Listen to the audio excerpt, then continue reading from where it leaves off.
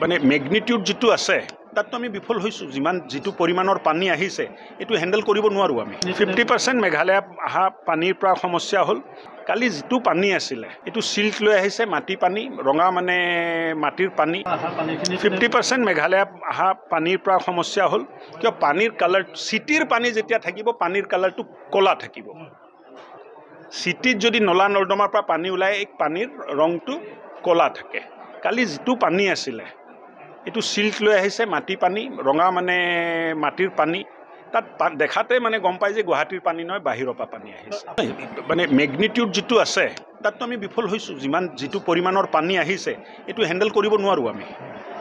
গুৱাহাটীৰ নলা নৰ্দমাৰ যেটো সিস্টেম আছে এইটো এটা ভলিউম কনসিডাৰ কৰিব নোৱাৰা গৈছে 1.5 ঘণ্টাত যদি 136 mm পানী হয়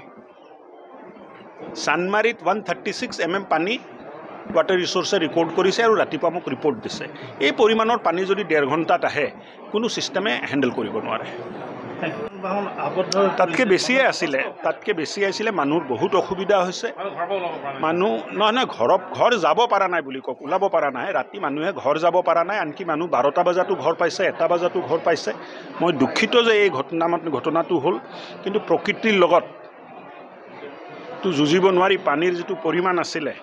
আৰু নাই মেঘালয়ৰ পৰা যেটো পানী আহিলে এইটোৱে গোটে অনিষ্টটো কৰিলে না কাম যথেষ্ট হৈছে নাই হোৱা বুলি মই নকওঁ কিন্তু এই মানে পানী যে মেঘালয়ৰ পৰা আহে মেঘালয়ৰ পানীক আমি এতিয়ালৈ কন্ট্ৰোল কৰিব পৰা নাই সমষ্টিৰ বাহিৰত নাই সমষ্টিৰ ভিতৰত আছো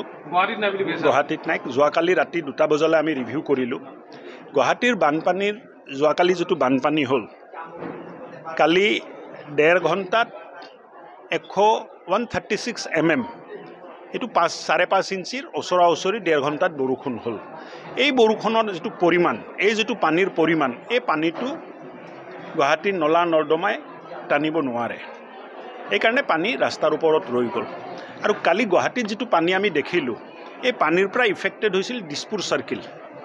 দিছপুৰ মোজা যেটো আছে বা দিছপুৰ সাৰ্কেল যেটো আমি কওঁ দিছপুৰ সাৰ্কেল অফিচাৰৰ আণ্ডাৰত যিখিনি এৰিয়া এই এৰিয়াবোৰ পানীত প্লাবিত হৈছিল তাৰ কাৰণটো হ'ল যে আধাতকৈ অধিক পানী মেঘালয়ৰ পৰা আহিলে মেঘালয়ত USTM ইউনিভাৰ্চিটি হ'ল DPS স্কুল হ'ল পাহাৰবোৰ কটা গ'ল আৰু এই পানীবোৰ বাগৰি এতিয়া গুৱাহাটীত সোমাই যায় তেনেকুৱা এটা মই মনজাতিটো মানে একদম খাটাংকেটো ক'ব নোৱাৰিম কিন্তু মোৰ এটো উপলব্ধি যে কালি নেশ্যনেল হাইৱে যিখিনি আমাৰ ইঞ্জিনিয়াৰ আছিলে বা যিখিনি অভিযন্তা আছিলে অফিচাৰ আছিলে তেখেতসকলে ক'লে যে য'ত আমি ব্লক লগাইছিলোঁ পানীটো নেশ্যনেল হাইৱে বাগৰি IS কলনী সাইডত আহিলে সায়েন্স মিউজিয়ামৰ সাইডত আহিলে তাৰ পৰা গোটে পানীটো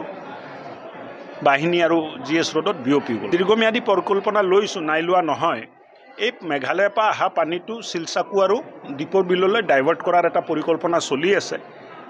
DPR হৈ আছে মই ভাবো যে অতি সোনকালে 2-3 মাহৰ ভিতৰত আমি কাম আৰম্ভ কৰিব পাৰিম দেখা গৈছে যে কালি প্ৰায়